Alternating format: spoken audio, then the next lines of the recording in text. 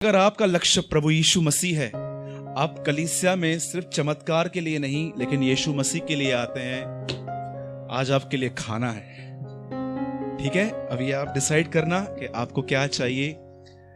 आप में से कितने लोगों ने यूहन्ना का 6 अध्याय पढ़ा है, जिसमें यीशु मसीह ने अपनी एक पहचान दी कि मैं जीवन की रोटी हूं।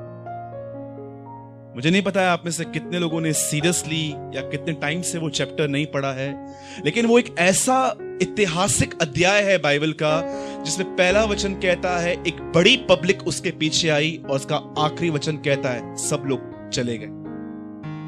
आज मैं इस वर्ड को मॉर्निंग से रीड कर रहा था बैठ के कि वो एक बाइबल का ऐसा चैप्टर है जो बताता है कि एक ग्रेट मल्टीट्यूड लिखा गया है, एक बहुत बड़ी पब्लिक यीशु मसीह के पास आई, और उस अध्याय का अंत है सिर्फ 11 लोग बचे और यीशु उनको कहता है तुम्हें जाना है, तुम भी जाओ। अब आपको मैं हैरान करने वाली आपको बात बताना चाहता हूं। ये पब्लिक जो यीशु मसीह के साथ चल रही थी, ये अचानक क्यों चली गई? और याद रखिएगा, अगर आप भी ऐसे हैं तो मैं आपको बताना चाहता हूं, एक दिन आप भी चले जाएंगे। आप जानते हैं क्या हुआ? बाइबल कहती है एक दिन यीशु मसीह एक जगह पे खड़े थे और उसने पब्लिक को देखा, इतनी लार्ज पब्लिक, इतना ज्यादा क्राउड था, और यीशु मसीह एक पहाड़ पे चढ़ गया। और जैसे वो पहाड़ पे चढ़ गया, उसको एक ख्याल आया कि ये लोग बेचारे इतने दूर से मेरे पास आए हैं, मुझे इनको खाना खिलाना है। आप मुझे बता सकते हैं आज के प्रचारक और यीशु मसीह में क्या अंतर है? अगर आज प्रचारक देखता है कि चर्च में पब्लिक आई है, वो क्या करता है? और जब यीशु मसीह क्राउड देखता था तो वो क्या करता था? आज का प्रचारक बोलता है ऑफरिंग ले ले पहले ऑफरिंग ले लो फटाफट से। अरे आकाश थैले निकालो, फटाफट से निकालो ब्रदर। कभी कभी ये लोग पुणे भी भाग जाते हैं कुछ लोग। आज का जो प्रचारक है ना, वो जब देखता है चर्च में इतना क्राउड आया है, लखपति करोड़पति लोग आ गए हैं, वो इशारा देता है जल्दी से थैली निकाल ले, घुमा ले, वचन सुने न मिले लेकिन इनके पैसे तो मिल जाएंगे। लेकिन यीशु मसीह बहुत अजीब थे। यीशु के यहां पर पैसे नहीं थे। यीशु मसीह सोचता था ये परमेश्वर के लोग हैं। उसको क्या ख्याल आया कि मैं इनको भोजन खिलाऊं। और जानते हैं जब वो भोजन उसने खिलाया, बाइबल कहती है जब उसने भोजन खिलाया 5000 लोगों को, जौ की 5 रोटियां और कुछ मछलियां उसके हाथ में आई, उसने परमेश्वर को दी, धन्यवाद दी और वो बांटने लगा। तब बांटते बांटते बांटते जो लोग ने क्या किया था, कुछ लोगों ने जानते क्या किया था? आधा खा के साइड में फेंक दिया था, कुछ लोगों ने फिश खा के आधी छोड़ दी थी। तब यीशु मसीह ने, सारी पब्लिक ने खाना खाया। तब यीशु मसीह वहां खड़े थे और वो चेलों को बोलते हैं एक काम करो, जितना भी वेस्टेज है ना वो सब जमा कर दो। और जब उन्होंने रोटियां ली और एक टोकरी में वो डालते गए, तो बाइबल कहती है वेस्टेज की 12 टोकरियां बच गई। अब ये भी ख्याल है कि भाई 12 टोकरियां क्यों बची? हर चेले के लिए एक टोकरी 12 चेले हो, एक एक टोकरी लो, घर पे जाओ। मैंने आदम को भोजन दिया था, मैं तुम्हें भी देना जानता हूं। मैं सच्ची कहता हूं, आज तक मैं रोटी, कपड़ा, मकान पाने के लिए नहीं दौड़ा हूं। परमेश्वर ने फ्रीली दिया है मुझे समझ में नहीं आता है लोग अर्थली थिंग्स को पाने के लिए इतने क्रेजी क्यों है। आदम ने परमेश्वर से नहीं कहा था कि मुझे हवा दे, मुझे घर दे, मुझे रोटी दे। परमेश्वर ने उसे बनाने से पहले ये सब नियुक्त किया था। यदि आप भी सिर्फ रोटी, कपड़ा, मकान के पीछे ही भागते हैं तो मैं आपको बताना चाहता हूं परमेश्वर फ्रीली देगा आपको। बोलिए आमीन। अब सुनिए, अर्थली नीड्स को थोड़ा साइड में रखिए। जब यीशु ने उन 5000 लोगों को खाना खिलाया, जानते उसके बाद क्या हुआ? यीशु उनको खिला के कहीं चला गया, और जाने के बाद उसे पता चला ये भीड़ उसको ढूंढ रही है। और जानते उसने क्या किया? जब वो झील के उस पार चला गया, आप आराम से पढ़ना घर जाके, यूहन्ना 6 अध्याय में इसका पूरा वर्णन है। इसलिए मैंने आपको बताया कि आप में से कितने लोगों ने जॉन चैप्टर 6 पढ़ा है।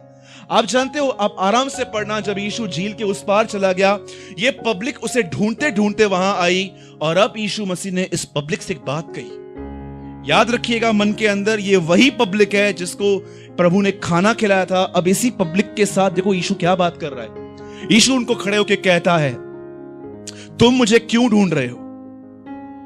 आप में से कितने लोग ऐसे हैं, आप कुछ ही स्वार्थ के लिए प्रभु में आए थे? कितने लोग ये बिलीव करते हैं? आप में से कोई ऐसा है जो ये कहता है कि ब्रदर मैं एक्चुअली परमेश्वर को ढूंढते ढूंढते यहां पर आया था? हेकड़ो था हुंदो? कोई तो होगा जो ये कहता होगा। अगर आप बॉर्न क्रिश्चियन हैं, अगर आप मसीह परिवार में जन्मे हैं, मैं आपकी बात नहीं कर रहा हूं, लेकिन आप में से कितने लोग हैं जो अन्य जाति से प्रभु में आए हैं? मैं हूं, आप में से भी बहुत सारे लोग होंगे। मुझे बताइए, आप में से कौन से वो लोग हैं जो बगैर स्वार्थ के प्रभु में आए थे? कोई नहीं आया था। किसको जॉब चाहिए थी, किसको बिजनेस चाहिए था, किसको हीलिंग चाहिए थी, किसके बच्चे बुरी संगति में थे, कोई ऐसा था जो सुसाइड के विचारों में चल रहा था। हम सब किसी नीड की वजह से यहां आए थे। यह शुरुआत खराब नहीं है, गलत नहीं है। प्रभु भी जानता है कि बहुत सारे लोग चमत्कारों को देख के ही मेरे पास आते हैं, इसीलिए उसने अपनी मिनिस्ट्री में बहुत मिरेकल्स किए थे। लेकिन आप में से कितने लोग ये बात जानते हैं, चमत्कार करने के बाद जिस पब्लिक ने उस पर बिलीव नहीं किया, उसी पब्लिक को यीशु ने कहा अब हाय तुम पर, कि जो काम मैंने तुम्हारे बीच में किए कहीं और करता तो वो कब से मन फिरा देते। आप जानते हो मिरेकल करने का रीजन क्या होता है, कारण क्या होता है? हमें से यहां पर कोई भी ऐसा बैठा है, आंटी से लेके आकाश भाई तक, यहां पर जितने भी लोग बैठे हैं, मुझे आप बता सकते हैं आपके जीवन में अगर परमेश्वर ने मिरेकल किया तो उसके पीछे रीजन क्या था? हाँ, आप 10,000 रुपए पहले कमाते थे, आज आपकी इनकम बढ़ गई है। पहले आपकी रिस्पेक्ट नहीं थी, अब लोग आपको रिस्पेक्ट देते हैं। पहले आप बीमार थे, अब आप चंगे हो गए हैं। पहले आपकी नामधराई होती थी, लेकिन आज आपके नाम को ऐसा कहा जाता है कि ये सुनाम है, अच्छे नाम वाले लोग हैं। मुझे आप बता सकते हैं परमेश्वर ने आपको प्रॉस्पर क्यों किया? उसका रीजन क्या था? जानते हो, हर मिरेकल का एक कारण होता है, और वो कारण होता है अब मन फिराओ और अब मेरे पीछे चलो। लेकिन अगर आप में से कोई भी ऐसा व्यक्ति है जिससे चमत्कार पाया, लेकिन आप प्रभु के पीछे नहीं चलते हो, तो मैं आपको बताना चाहता हूं आप उसी भीड़ में आते हो जिस भीड़ से प्रभु यीशु बात करेगा। अब सुनिए, मैं आपको थोड़ा फिर से मैं रिवाइंड करता हूं। यीशु मसीह ने 5,000 लोगों को खाना खिलाया। खाना खिलाने के बाद ये पब्लिक यीशु मसीह को ढूंढ रही थी। तब यीशु ने उनसे पूछा, क्या तुम मुझे क्यों ढूंढते हो? और आप जानते हैं वो पब्लिक यीशु को क्यों ढूंढ रही थी? बताइए। इतनी टेस्टी फिशेस बनाई थी प्रभु ने, इतनी जबरदस्त मछली बना के प्रभु ने उनको दी थी। यीशु मसीह उनको बोलता है, मैं तुम्हें बताता हूं तुम मुझे क्यों ढूंढ रहे हो। उसके बाद जानते हो यीशु उनको क्या बोलता है? तुम मुझे इसलिए ढूंढ रहे हो क्योंकि कुछ समय पहले तुमने मेरे हाथ से रोटी और मछलियां खाई थी। मैं आपसे एक बात पूछता हूं, अब जब प्रभु ने इस पब्लिक से इस तरह बात की, आप जानते हो उसके बाद लोगों ने यीशु से क्या बात की? उसके बाद लोगों ने यीशु से बात की, हमारे बाप दादाओं को ऊपर से मन्ना गिरता था, हमने वो खाया। तब उसको यीशु मसीह उसके बाद कहते हैं, जीवन की रोटी मैं हूं, अगर तुम मुझे खाओगे तुम कभी ना मरोगे। आप मुझे बताइए, जब यीशु ने उनसे कहा जो कोई मेरा मांस न खाए, जो कोई मेरा लहू न पिए, वह उसमें जीवन नहीं है। जब उन्होंने ये वचन सुने, क्या उन्होंने ये बातें समझी? मुझे बताइए, किसने समझी? मैं आप सबसे क्वेश्चन पूछ रहा हूं। जब प्रभु यीशु ने उन लोगों से ये बात कही कि जो कोई मेरा मांस न खाए, जो कोई मेरा लहू न पिए, उसमें जीवन नहीं है, यीशु क्या समझाने की कोशिश कर रहा था? इस मांस को खाना है, इस लहू को पीना है। यीशु मसीह टॉक कर रहा था प्रभु भोज की। आप में से कितने लोग मलकीसिदक को जानते हैं? मलकीसिदक इब्रानियों की पत्री में एक व्यक्ति है जो इब्राहिम से मिला था। आप जानते हैं जब इब्राहिम लड़के अपने देश को जा रहा था, मलकीसिदक उसके पास क्या लेकर आया था? रोटी और अंगूर का रस, प्रभु भोज लेकर आया था। मलकीसिदक विद लॉर्ड्स ब्रेड। आप जानते हो उसके बाद क्या हुआ? यीशु ने जब उनसे कहा, मुझे बताइए, लोग वहां रुके? बाइबल कहती है सब चले गए, और लास्ट में यीशु मसीह ने, अब मैं जो आपको बता रहा हूं उस पर ध्यान दीजिएगा, तब लास्ट में यीशु ने अपने 11 चेलों को खड़ा किया और कहा, तुमको जाना है तुम भी जाओ। मुझे बताइए पतरस ने क्या कहा? अनंत जीवन की बातें आपके पास हैं, हम कहां जाएं? मैं एक बात पूछता हूं, सब यहां पर ध्यान दीजिए। जो यीशु समझा रहा था, मेरा मांस न खाओ, मेरा लहू न पियो, क्या वो पतरस से समझा होगा? अगर आप और मैं उस समय रहते और पतरस के पास जाते, एक बात तो बता, वो कहता है लहू पीना है, मांस खाना है। मुझे एक बात बता, लेवी व्यवस्था में लिखा है ब्लड को टेस्ट करना सिन है, तो तू वहां पर क्यों खड़ा है? पतरस क्या बोलता? मैंने वचन समझा है। पतरस एक ही बात बोलता, मैं उसके जीवन को जानता हूं। I know his life. आप जानते हो, एक बेबी मसीह होते हैं, वो हमेशा चमत्कारों के पीछे रहते हैं। एक होते हैं मैच्योर क्रिश्चियंस, मैच्योर लोग, ये हमेशा उसकी लाइफ को समझने की कोशिश करते हैं। इसलिए मैंने आप सबसे कहा, आप में से जितने भी लोग यहां बैठे हैं, मैं आपसे पूछता हूं, आप प्रभु के पीछे चमत्कारों के लिए हैं कि आप प्रभु के जीवन को समझने की इन दिनों में कोशिश कर रहे हैं? उसका जीवन, मैं सच कहता हूं, अगर मैं पतरस के पास जाता ना और मैं पतरस से कहता, मुझे एक बात बता, जो ये शिक्षा दे रहा था तू समझा? पतरस बोलता रहा, बिल्कुल भी नहीं, मेरे तो सब बाउंस गया। अच्छा ठीक है, जैसे यहां पर भी आप बहुत सारे लोगों के बाउंस जाता होगा अभी भी, आई नो, क्योंकि ये टीचिंग थोड़ी डिफरेंट है। आप बताइए, एक आदमी अगर पतरस से पूछता कि जो उसने प्रचार किया वो तूने समझा? पतरस कहता नहीं, तो वो लोग पतरस से कहते थे, भाई अगर तूने समझा नहीं तो तू उसके साथ क्यों है?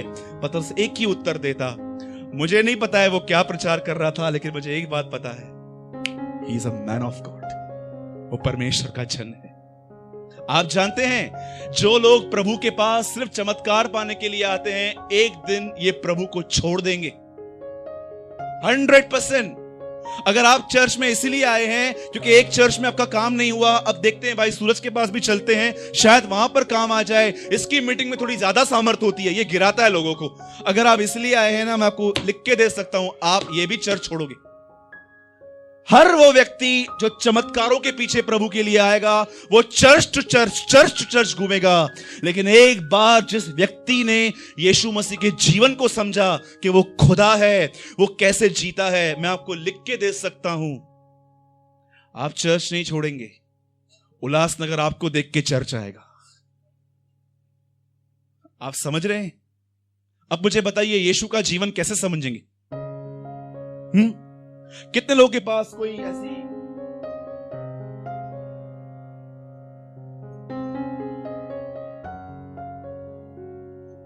मेहनत करते हैं थोड़ी कि बस वचन को पढ़ते समय बुक रखते हैं आप और उसके जीवन के विषय में पढ़ पढ़ के लिखते हैं आप डेट वाइज? इसे कहते हैं परिश्रम, उसके जीवन को समझने का। शायद आप अब इस बात को न समझ पाओ, लेकिन आप एक समय आएगा जब आप नोट्स खोलोगे और आप देखोगे, बाप रे, ये परमेश्वर ने मुझसे बात की थी। आप हैरान हो जाओगे। खुदा का शब्द हमेशा आपकी मदद करेगा, आप लिखते जाएंगे उसके जीवन के विषय में। याद रखिएगा, इसे कहते हैं उसके जीवन के ऊपर अध्ययन करना।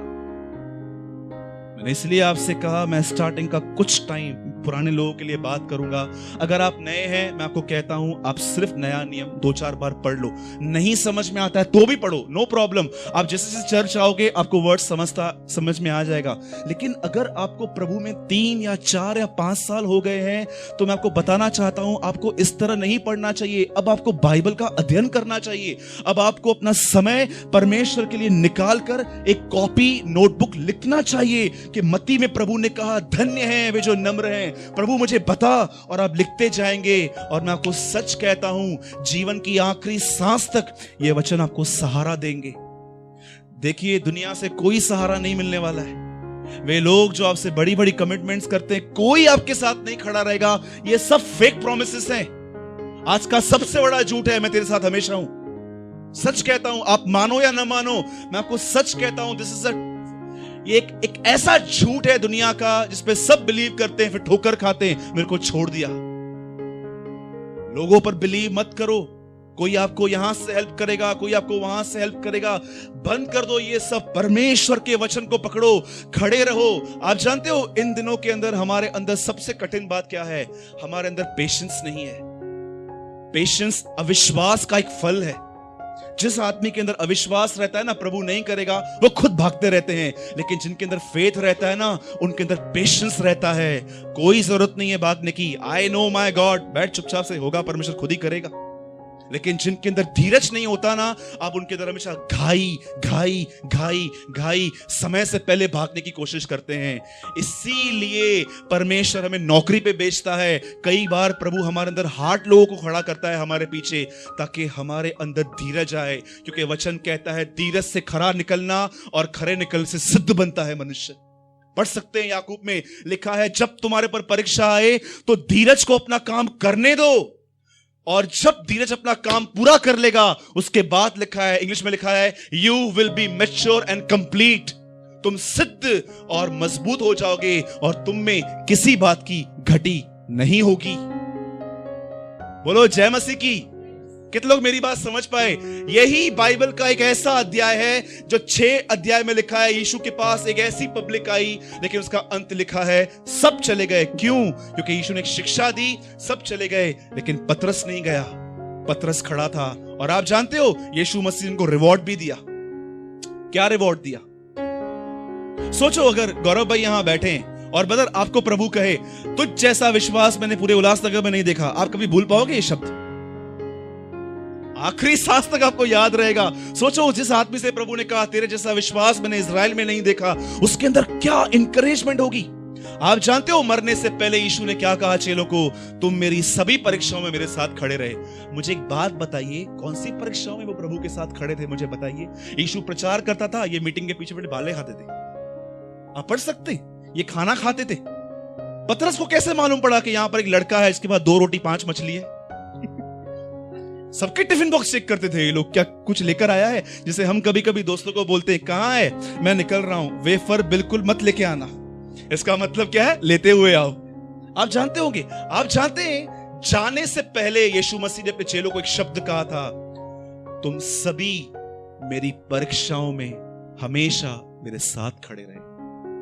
जब आपको पता चलता है कि एक आदमी का नाम खराब किया जा रहा है, सब चले जाते हैं वहां से छोड़ के, लेकिन सच्चे व्यक्ति होते हैं वो जो उसके बाद भी उसके साथ खड़े रहते हैं। इसलिए यीशु ने उनसे कहा, तुम मेरे साथ मेरी सभी परीक्षाओं में खड़े थे। बोलो जय मसीह की। कितने लोग मेरी बात समझ पा रहे हैं? तो please understand the life of Christ. Yeshu Masih के जीवन को समझो।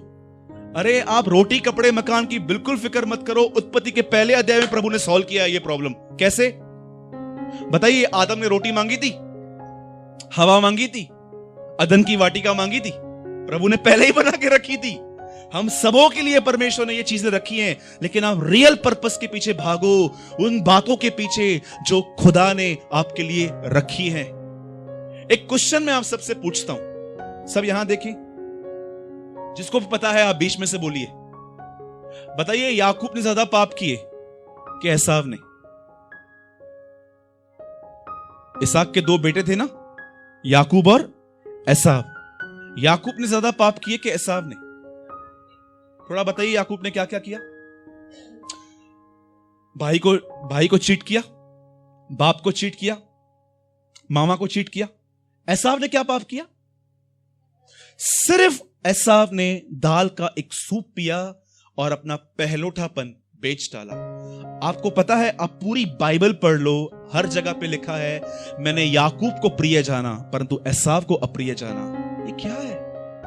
इसने इतने बड़े बड़े पाप किए, ये प्रिय जाना गया। मैंने सिर्फ एक दाल का सूप पिया, मैं अप्रिय जाना गया। लास्ट तक आपको पता है इब्रानी की पत्री में लिखा है आंसू बहाने पर भी उसे मन फिराव का मौका नहीं मिला। क्यों? ऐसा क्या पाप था?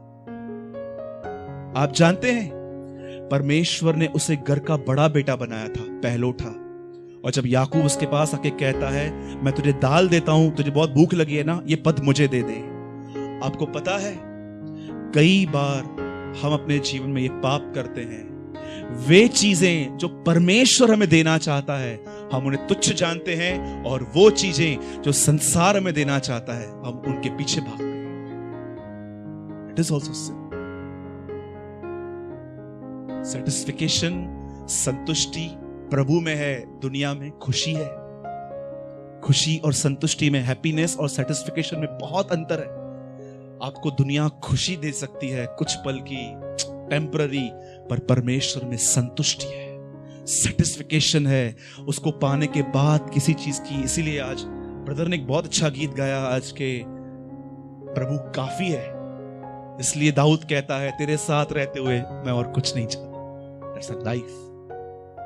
बोलो जय मसीह की।